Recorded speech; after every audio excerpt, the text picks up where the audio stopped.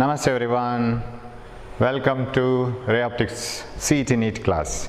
We have left the questions at 18th question. Yes, we have finished the 18th question. Now it is the 19th question. From 19th onwards we will have to solve, correct? So shall we move on? So here is the 19th question. So it starts from prisms. We'll start it from prisms, right?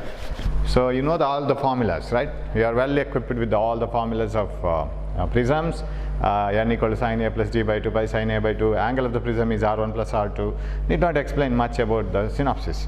Okay, now moving on to the question. Here is a question. A light ray is incident on a prism in minimum deviation position. You know what happens in minimum deviation position?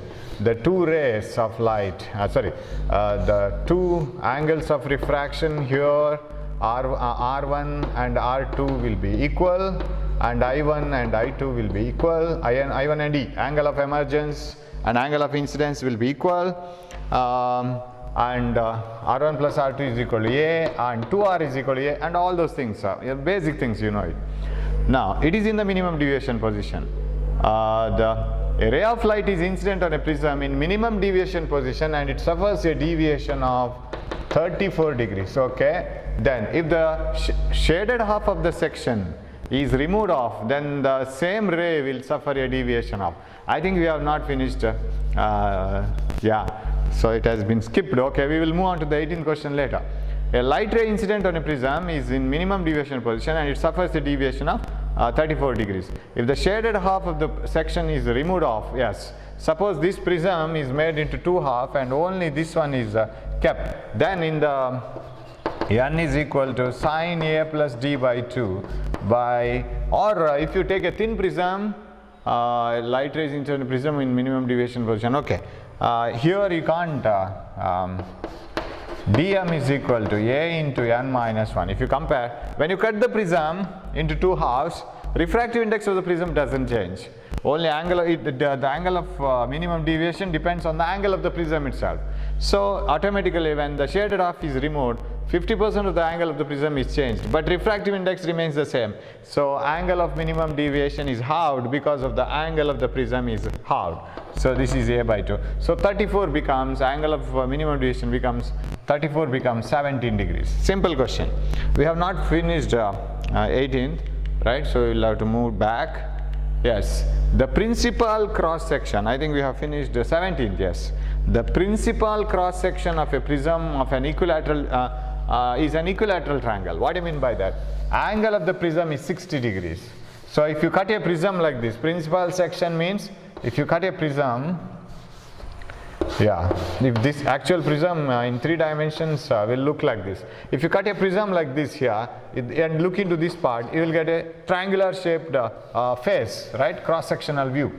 So the principal section of the prism is given, and a ray of light is incident perpendicular to one of its face, okay, like this. And here the angle of incidence is 0, refraction is 0. For normal incidence, angle of incidence and angle of refractions are 0 because angle is always measured with respect to the normal. So automatically the angle of incidence when the ray is along the normal, it is 0. And for normal incidence, there is no deviation, the ray passes undeviated. Now their question is, ray is incident perpendicular to one of its face. What will be the path of the ray for different values of refractive indices of the material of the prism? If I go on changing the refractive index of the material of the prism, will the ray graze the surface? And if I slightly increase it, will it go out? And if I decrease it, what will happen? Will it come in? That is the possible case, right? An equilateral prism, once you know that it is equilateral prism, its angle is 60 degrees.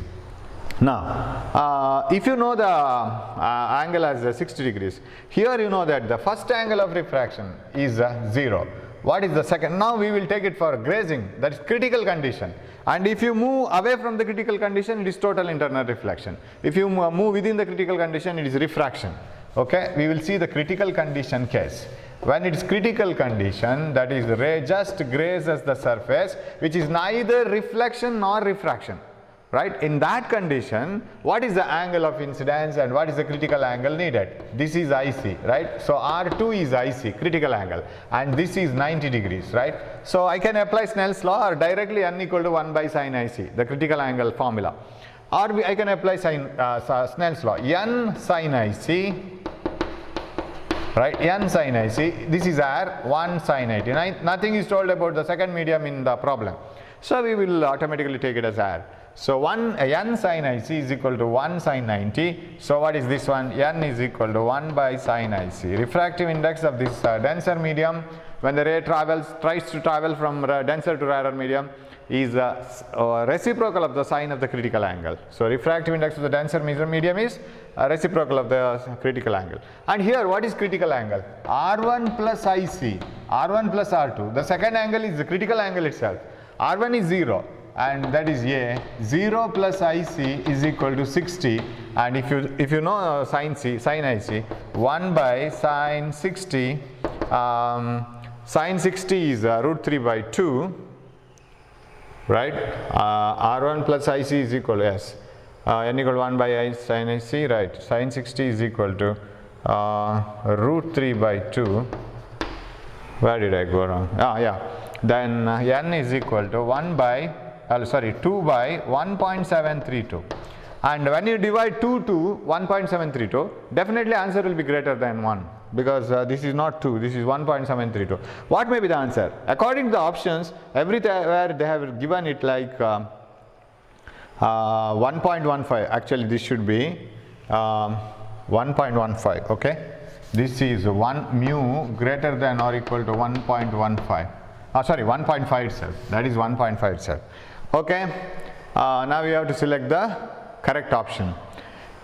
If you have to analyze this, so I will write this as 1.15. This cannot be 1.5 because 1.5 of 2, 1.5 of 1.7 is some about 2.5, because 1.7 half is somewhat about 0.8, right? 0.8 is 1.6. So 1.5 of 1.7 is 1 time, that is 1.7 plus half time, 0.8, 2.5. So it cannot be 1.5. So first option is ruled out, I think. Okay, so this is 1.15, right? Now the option, since we substituted angle as exact 60, we got refractive index as 1.15. If the critical angle itself is taken as 60, we get 1.15. Now suppose refractive index is increased, right? N is equal to 1 by sin IC. See this formula. If you increase the refractive index, the needed critical angle will decrease. Right, but this will not change. See, this is always 60 degree. This won't change. Why? Because this angle is, I am not saying critical angle, this angle is always 60 degrees. Please understand my explanation. I will try to explain it as far as possible. This angle is always 60 degree, and this will be critical angle if the ray grazes. Correct? If the ray doesn't graze, because that all things depend on the refractive index of the medium. All my analysis depend on the refractive index of the medium. Suppose this angle is 60 and the refractive index is 1.15 itself, then this will graze, because we have taken this condition for grazing phenomenon. Suppose if you decrease the refractive index, what happens? When the refractive index is decreased, what happens? The needed critical angle, I will write it. If the refractive index is decreased, then the needed critical angle will increase. What do you mean by needed critical angle? The angle required for refraction, just grazing refraction. So if I decrease the refractive index of this medium, then the required critical angle will be more. Required critical angle is more means what is 60? 60 will be less than the critical angle then, right? So for example, when I just decrease this refractive index, I will get critical angle as say 65 degree. Then what is this 60? It is less than critical angle. So if the ray is incident at less than the critical angle, it will undergo refraction. So here we get refraction. And if the refractive index is increased, if n is increased, then the required critical angle, whatever angle is required, will be less. That means say it moves to, if n is increased, then the required critical angle will be less. Say it is 45 degrees, say. 45 degrees is enough for total internal reflection. but our angle is 60 degree. It is more than critical angle, so the ray will undergo total internal reflection. So here you will get total internal reflection. Hope you have followed, right? First of all, you find out in this situation what is the refractive index of the medium. In this situation, this is 60 and this is 60 because this is 0. R1 plus R2 is equal to A. So this is 60. That 60 cannot be avoided. And if this 60 itself is the angle, what is the refractive index required? That is 1.15. So if the refractive index is 1.15, then the angle is 60, then it is just grazing. Suppose you decrease the refractive index of the material of the prism with the same other conditions, then the required critical angle will be more. That means say it is some 65 degree. And if it is 65 degree, this 60 will be less than the critical angle, the ray will undergo refraction. And if the refractive index of this medium is increased, when the refractive index is increased, critical angle needed will be less. And when the critical angle needed is less, for example 45, whatever 60 we have is more than 45, it undergoes total internal reflection. You have to choose the answer now. The ray will be totally reflected and emerge through the third phase. Emerge through the third phase means it will come out through this phase for mu greater than or equal to 1.15. So it is 1.5 given, right? Greater than or equal to 1.15. So if it is 1.15, of course, grazing. If it is greater than 1.15, okay. If it is, yeah, it is possible. The ray will undergo total internal reflection for mu greater than or equal to 1.5. Definitely, because 1.5 is greater than 1.15. So if the refractive index is more, there is total internal reflection. Correct. The ray will emerge at the second phase for less than 1.15. That is also correct. This is also correct, right? If the refractive index is more than or equal to 1.5, the ray will undergo total internal reflection. Definitely, because 1.5 is more than 1.15. The ray will emerge at the second phase for less than 1.5. Less than 1.15 means it is refraction. The ray will be emerging at the second phase for mu greater than 1. No, that is wrong. And none of the above wrong. So 1 and 2 both are right? I think there may be something wrong in this one, but for our discussion, these two are correct answers. Option 1 and option 2 both are correct. Hope you have followed this one. So just remember that as refractive index is increased, remember this angle is not increasing, it is the required critical angle is decreasing. Whatever the angle required for total internal reflection, that is decreasing. Okay, shall we move on? Yeah, 19/20, yes. So here is a problem which requires mathematics more than physics. What do they say? See, the maximum value of, okay, little bit of physics is also required. The maximum value of index of refraction, that means refractive index of a material of a prism which allows the passage of light through it when the refracting angle of the prism is A. And of course this is very difficult to understand. I can understand your situation. If you have understood this earlier itself, then only you can do this problem in the examination. They are asking you what is the maximum value of index of refraction for a material of the prism which allows the ray of light to pass. If you pass a ray of light to the prism, and if you go on changing the refractive index of the prism, you need a maximum value of refractive index for which ray will pass through. And if the refractive index is little less than that, the ray will undergo total internal reflection, because as the refractive index is decreased, the critical angle needed will be more and more. Okay. The maximum value of index of refraction of a material for which the allows the passage of light through it when the refracting angle of the prism is A. So you take a prism of angle A. They are asking you the extreme situation. What is extreme situation? Say a ray of light passing through this undergoes total internal reflection, doesn't move out. Increase the angle of incidence. Say it is undergoing total internal reflection. Now increase the angle of incidence and increase the angle of incidence in such a way that one for extreme ray, the ray comes like this and comes like this. This is what it undergoes to passing. Any change in the refractive index, say any decrease in the refractive index, then it undergoes total internal reflection. This is the condition they are asking actually. This is the ultimate case, and if you still have any angle here, the ray won't come from this side. It undergoes total internal reflection. What is this case? That is what they are asking. If this is 90 degree, very close to 90 degree, then this is IC, critical angle.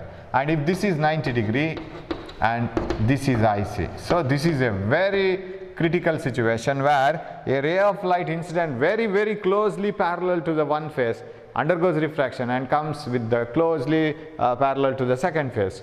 Very extreme situation. Then this is IC plus IC. 2IC is equal to A, because angle of R1 plus R2. R1 plus R2, in the place of R1, R2 we have ICs, right? 2IC is equal to A, and what is IC? IC is equal to A by 2, half of the angle of the prism. Right, now they are asking you, what is the minimum value of angle of refractive index? So we have seen the critical situation. This gives the minimum value of refractive index. I will write n is equal to sin I by sin r actually, or which formula? They are asking you refractive index of the material of the prism, sin, I can apply the general law of refraction, right? 1 sin 90 is equal to n sin r. R is IC. 1 sin 90 is equal to n sin r, and this is the refractive index of the material of the prism. Or I can write n equal to 1 by sin IC, that is also okay. So 1 sin 90 is equal to n sin IC. IC can be substituted. This is, so I can keep n here, this will be 1. I can bring this here, sin IC, and that implies n is equal to 1 by sin A by 2. So sir, why are you doing it like this? What is the factor which has made you to think to do like this? This answers itself. You see how the answers are. Somehow in the answer you should get A by 2. You shouldn't get IC. So you have to replace IC by A by 2. So for that way you have to think of 1. Secondly, and you have square root and other things. Now comes the mathematics. This is the question. What is the minimum value of refractive index? And this has to be mathematically solved now. How to do that? See, everything is in squares and everything is in square root. So why can't I split 1 as sin square A by 2 plus cos square A by 2? Because everything works under A by 2. So shall I write it as n is equal to 1 is the square root of 1 itself, right? So shall I write it as root of sin square A by 2 plus cos square A by 2, isn't it? Because sin square theta plus cos square theta is 1, square root is also 1, divided by everything is under square root. So why can't I put this also inside the square root? Sin square A by 2, isn't it? Root of sin square A by 2 is sin A by 2. Here root of 1. So now it is solved, I think, almost. Root common, sin square A by 2 plus by sin square A by 2. 1 plus cos square A by 2 by sin square A by 2. Cot square A by 2. See, a very peculiar problem. Option 4. Right, root of 1 plus cot square A by 2. So the problem here is how to start it with. That is a problem. But the sentences are such a way that you have to think a lot. See, sentence has nothing. It looks as if this sentence has no relation with this one. They are asking you the minimum value of refractive index for which this can happen. This extreme condition will happen. A ray grazing will come out grazing. Any change in the angle of incidence will make the ray of light to undergo total internal reflection. Okay, so you have got this mathematical part also. Right, option is 4. Next we will move on to 21. If one face of a prism is silvered, okay, these are all common problems, we can do that. If one face of a prism is silvered and having an angle of 30 degrees and refractive index root 2, what will be the angle of incidence so that incident ray retraces its path? Okay, it should retrace the path means it should be incident normally on the silvered face. Any ray of light incident normally on a plane mirror will get reflected back in the same direction. Angle of incidence is 0 because it is along the normal. Angle of refraction is also 0. That is also along the normal. Okay, so such things should happen here, right? The ray of light must be incident normally here and should come back normally like this. Angle of the prism is given, it is 30 degree in such a way that you have to incident it like this. What is this angle of incidence? If one of the prism is silvered having for a prism of angle 30 degree and refractive index root 2, okay, then what is the angle of the incidence so that the incident ray retraces the path. So any ray of light incident like this falls normally on the mirror, comes back and returns back like this. Now apply the general law. 1 sin I, once you bring it into a picture, then nothing is involved. 1 sin I is equal to root 2 sin 30. Finished, right? Sin I is equal to root 2 half. That is 1 by root 2, because you can split this into root 2 root 2. What is I? 45 degree, because sin 45 is 1 by root 2. Do you have that option? Yes, it is sitting in the corner, 45 degrees, correct? Okay, 22. The refractive angle of the prism is A, and refractive index of the material of the prism is cot A by 2. Angle of minimum deviation is, again you see, mathematics. Answers are in 180 minus 2a, 180, somewhere you have to write cos theta, sin theta, 90 minus, something like that. Otherwise it won't be possible to get this answer. Refractive index of the refracting angle of the prism is A, and refractive index of the material of the prism is cot A by 2. Refractive index of the material of the prism is cot A by 2. So why can't I substitute n equal cot A by 2 and search for a formula which contains n equal something which also in terms of sin and cos, so that I will get the answer, so that it gets cancelled. That is n equal to sin A plus d by 2, you know this formula, by sin A by 2. This is a famous formula. N equal to sin A plus d by 2 by sin A by 2. Now, what is okay, n is cot A by 2, right? Cot A by 2, we will substitute, let us see, we will get it or not. Sin A plus d by 2 by sin A by 2. I think if you expand cot A by 2 as cos by sin, one sin gets cancelled, right? Cos A by 2, right, by no, by here, it's equal to sin A plus d, cos A by 2 by sin A by 2, because it should be cos theta by sin theta, sin A plus d by 2 by sin A by 2. Yes, cut. Now you have to express cos and sin. Cos theta is sin 90 minus theta, sin 90 minus A by 2, cos A by 2, which is equal to sin A plus d by 2. So both the sides you have sines. 90 minus A by 2. I have to have a lot of chalks. Yeah. 90 minus A by 2 is equal to, only for A by 2, here A plus d by 2. A plus d by 2.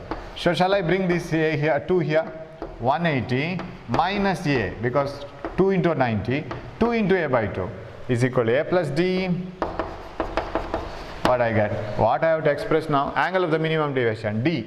So d, if I want to bring the d here, 180 minus 2a minus a is equal to d. Do you have this one? Yes, sitting in the corner again. 180 minus 2a. So the idea is see the options, what the tool you have with you, because refractive index of the material of the prism is given as cot A by 2. That itself shows that you have to play with the trigonometry, right? And you have the formula n equal to sin A plus d by 2 by sin A by 2. So you have to expand it, only mathematics, very little of physics. Okay. 23. A bird, these are all about now problems on normal shift, right? Real depth by apparent depth. And one thing you have to remember, whenever an object is kept inside a denser medium and when it is observed from the rarer medium, it appears to be shifted closer. All the things kept in the denser medium appear to be closer when observed from the rarer medium. So in that case, suppose you are looking into an object which is kept inside, say a fish.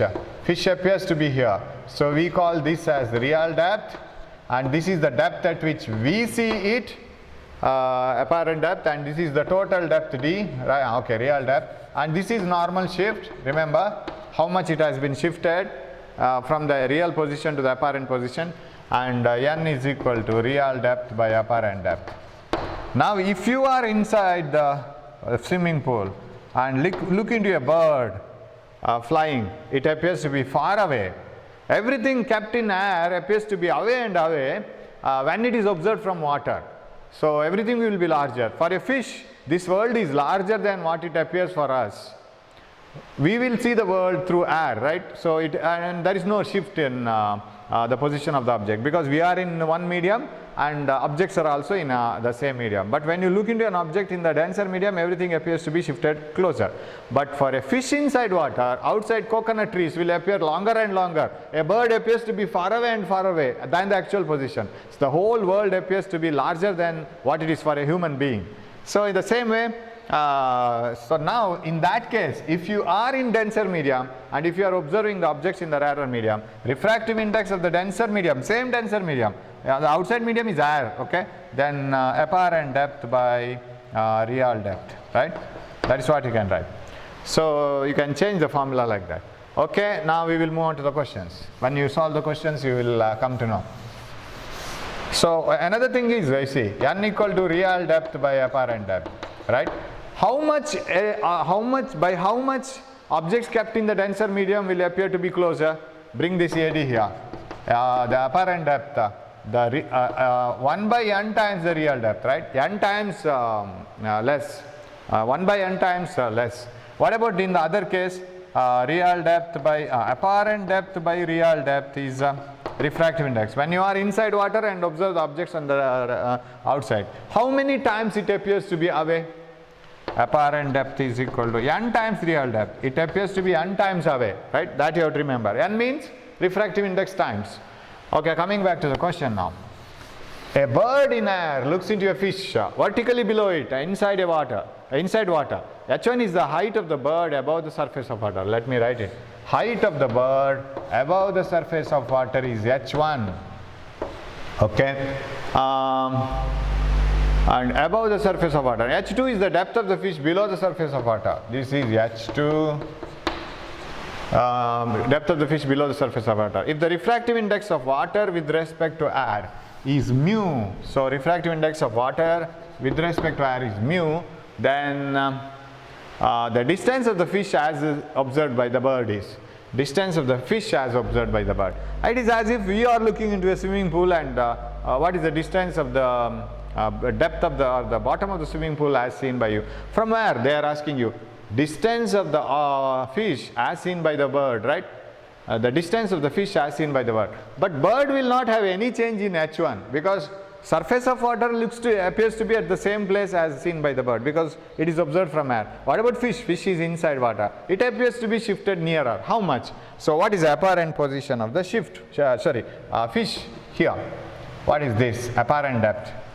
Apparent depth of the fish. Mu is equal to real depth by apparent depth. That implies apparent depth is equal to real depth by mu. So it won't be appearing at real depth H2. What is real depth? H2 by mu, right? So at what depth fish appears to be for the bird? H1 plus, because there is no problem in H1, right? This height. This is the height at which the bird can see the fish. H1 plus H2 by mu. This one. It is not H2 by mu, because everything inside the denser medium appears to be shifted by the real depth by mu times. Real depth by mu times. So H1 plus H2 by mu. Option 2. So only understanding is enough for the problem. Nothing is involved in this. Yes, 24. One face of a rectangular glass plate, 6 centimeter thick, is silvered. Okay. An object held 8 centimeter in front of the first face forms an image 12 centimeter behind the silvered face. Here you require a neat diagram. One face of a rectangular glass plate of 6 centimeter thick is silvered. So I have a rectangular glass plate and it is 6 centimeter thick and its one face is silver. One face of a rectangular glass plate 6 centimeter thick is silver. An object is held 8 centimeter in front of the first face. An object is held 8 centimeter in front of the first face. An object is held 8 centimeter in front of the first face, forms an image 12 centimeter behind the silvered face. 12 centimeter behind the silvered face. So this is the image. The refractive index of the glass is, yes, mu is how much? That is the constant. This is all about problem. From the silvered face, 12 centimeter away, you get the image. From the unsilvered face, first face, correct? 8 centimeter away, there is an object. Refractive index of glass. Now what happens here when you are standing, and every time I have in the previous one of the problem I have told that if at all plane mirror is given, that plane mirror is given in the problem to help you, to give you a clue that for a plane mirror object distance and image distances are same, and using that clue you will have to find out the missing term. The same thing here.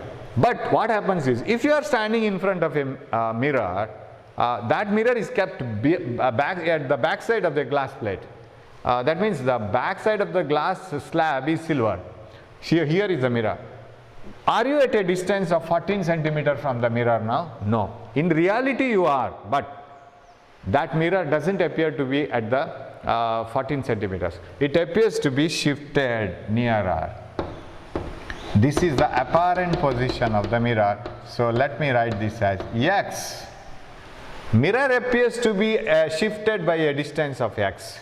If mirror appears to be shifted at a distance of x, then this is the position of the mirror for you, and from here the object distance and image distances must be same.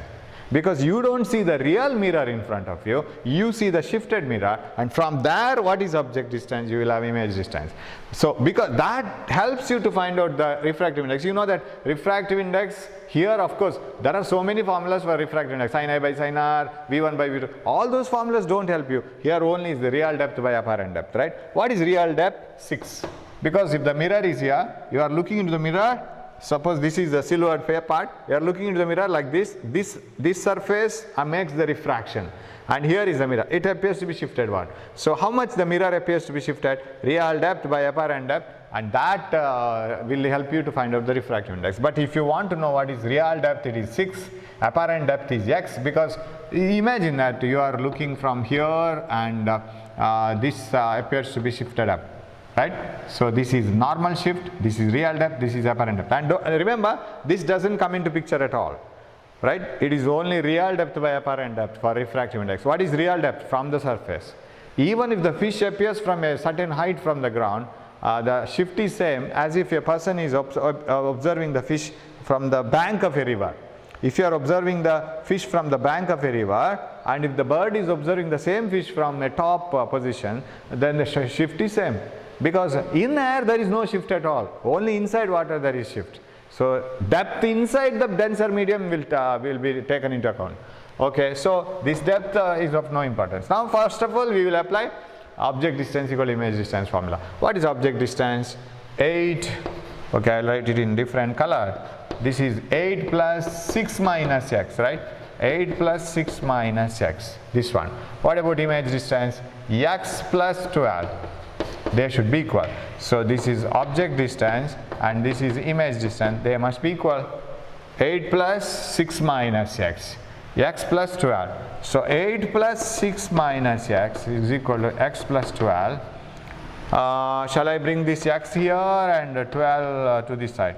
14 minus 12 is equal to 2x.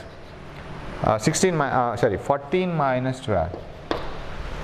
14 minus 12 is equal to 2x. 14 minus 12 is 2 is equal to 2x. That implies x equal to 1 centimeter. It's not 1. Something has gone wrong, right? It cannot be 1. Then the real depth is 6, apparent depth is 6. Right. If x is, I have taken x here, right? So what is real depth? Real depth is 6. What is apparent depth? I am observing from here. This is apparent depth. So what is mu? Mu is real depth by apparent depth. What is real depth? Real depth is 6 centimeter. Apparent depth is this one. From here, how much it appears, at what depth it appears to be? This is shift. X is 1. So what is this? 5. So is it 1.2? Yeah, option number 3. Correct? So again, the application is easy. Only the thing is you must be ready with some experience. Yeah. A point source of light is 4 meter below the surface of water of refractive index 5 by 3. Yeah, I will note it down in a diagram. A point object is, point source of light is 4 meter below the surface of water. Okay, 4 meter below. Here is a bulb, say, of refractive index 5/3. I will note it down here only. 5/3. And the minimum diameter of the disc, which should be placed over the source on the surface of water to cut off all the light coming out of water is. You know this, you work out, usually we work out problems in the theory for this type of situation. And if I have a piece of paper, I can explain you how does it form a cone. No, I don't find. Yeah, I have. I can show you. Yes, here is a piece of paper.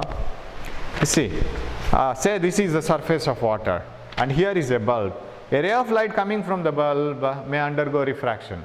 A ray of light coming normally from the bulb will undergo undeviated journey, and another ray can come out, and another ray just grazes, another ray undergoes total internal reflection.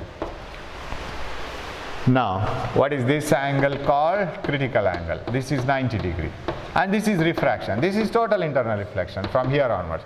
Any ray of light incident at greater than critical angle will come back to the same medium, but at the critical angle grazes. Now, this is the last ray which got the chance of going out, right? And this has got the chance, and this also has got the chance. This is the last ray which has got the chance. This ray this has no chance of going out, right? A very unfortunate ray to go out. It is coming back. Now, don't you get such a type of ray here? Yes, I will get a ray of light like this here also.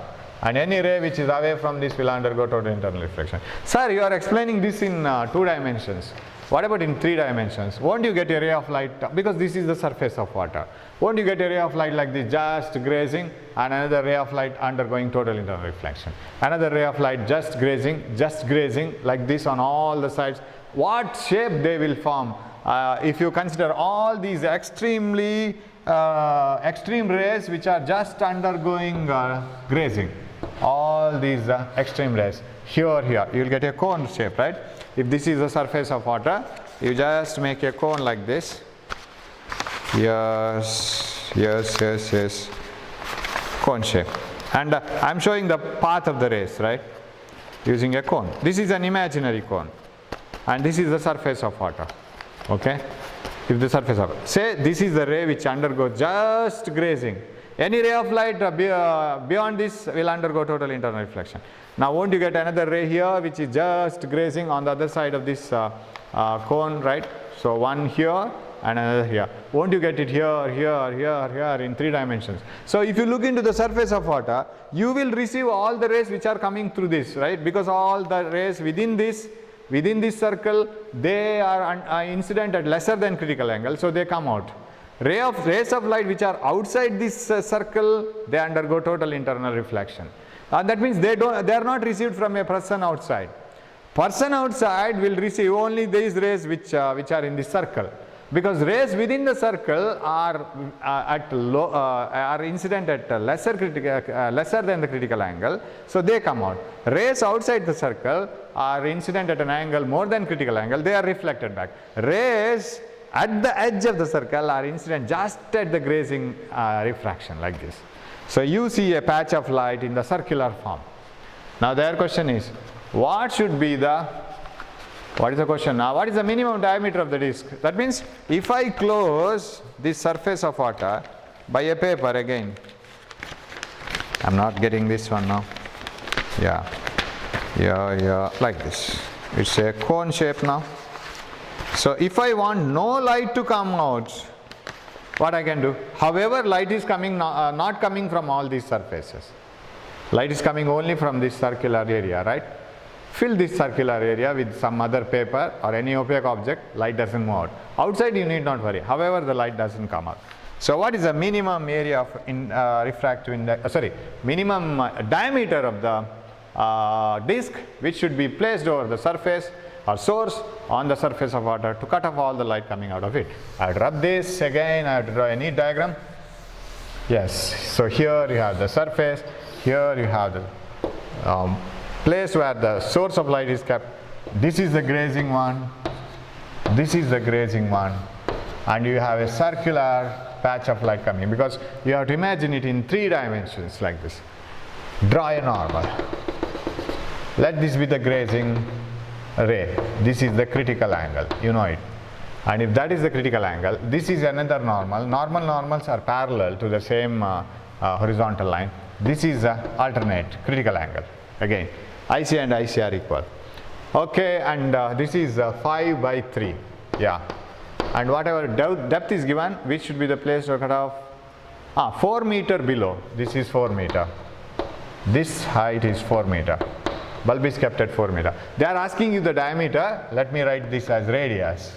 Radius of the circular patch of light. Hope you can understand this. Now you can use all geometry. You can use, see, sine. If you use tan is equal to opposite by adjacent. But refractive index is related to sine. N equal to 1 by sine IC.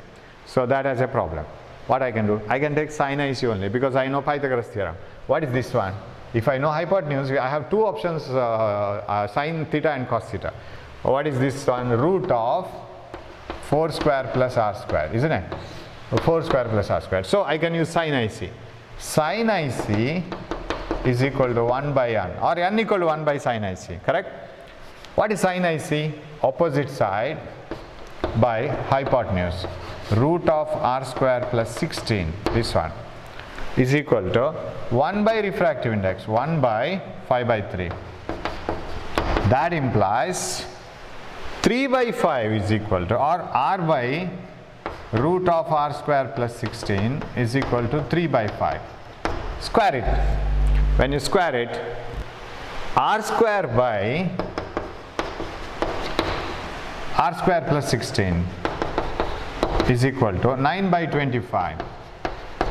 Cross multiply this. Shall I write it here? I think you can see this, yeah. 25r square is equal to 9r square plus 16. That implies 9r square plus 9 into 16, right? 54, 144. Yeah.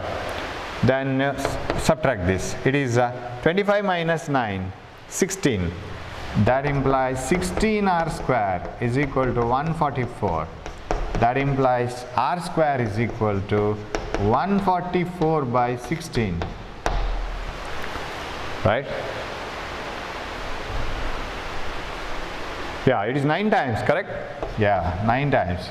9 6 are 54, 9 1s are 9, yeah, 9 times. What is r? R is equal to 3 centimeter or meter? 4 meter, right? That is the only distance we have used, 4 meter. 3 meter radius, but you must be very careful. 6 meter. It is diameter which is asked. So you solve these type of problems in the theory exam. Okay, understanding will not be a tougher one. 26. An air bubble in a glass slab, mu is equal to 1.5, is 5 centimeter deep when viewed from one face. This is also one of the problem you use in theory. So when an air bubble is observed from one face, its depth is 5 centimeters, and when observed from another face, it is when viewed from one face 2 centimeter deep, when viewed from the opposite face, an air bubble in a glass slab is 5 centimeter deep when viewed from one face, 2 centimeter deep when viewed from the other face. The thickness of the slab is. So if you have a glass slab like this, if the real bubble is somewhere here, right? I can show it here. I have to use a color chalk. The real bubble is somewhere here. When you observe it from here, real depth is only this much. Apparent depth will be like this. When the same glass slab is observed from here and the bubble is observed in the same glass slab, real depth is more, apparent depth is more. But glass slab is same. So you can use the same formula. In the formula you can use the same term, refractive index. So you know refractive index, so we will have a diagram for this first. So this is a cubical glass slab. In a glass slab of 5 centimeter deep, okay, need not be cubical. 5 centimeter, it appears to be 5 centimeter deep. This is the real one. It appears to be 5 centimeter deep when viewed from one face, and 2 centimeter deep when viewed from opposite face. It is 2 centimeter, and this is the real depth, x. Deep when viewed from the thickness of the glass slab is. So what can I do now? Refractive index is given, right? So thickness I will take it as d, right? I will take it as d. What is then this depth? D minus x. You have two unknowns, but you are given refractive index, right? So this is first phase, this is second phase. So when viewed from the first phase, the bubble appears to be here. Same glass slab reversed, and when viewed from the second phase, real depth is same, but real depth is here. Apparent depth is 2 cm. Refractive index is same in both the cases, that is 1.5. So I can write first phase mu 1.5, real depth x, apparent depth 5. Second phase, I am hurrying up because my video is the time is over. Up 1.5 is equal to real depth is d minus x by apparent depth 5. By apparent depth is 2, right? You have to equate these two. You have to get, so you have two equations and two unknowns. You have to solve this somehow when viewed an air bubble. So from this you can get x, right? X is equal to, what is that? 7.5. Substitute that x here, you will get what is d? 1.5 is equal to d minus 7.5 divided by 2. That implies 3 is equal to d minus 7.5. D is 10.5. Yes. D is equal to, hope I have not gone wrong anywhere. So this is the answer, right? So we will move on with the next question. So keep watching my videos. Hope you are working well, and we will meet in the next class with the next questions. Thank you for watching.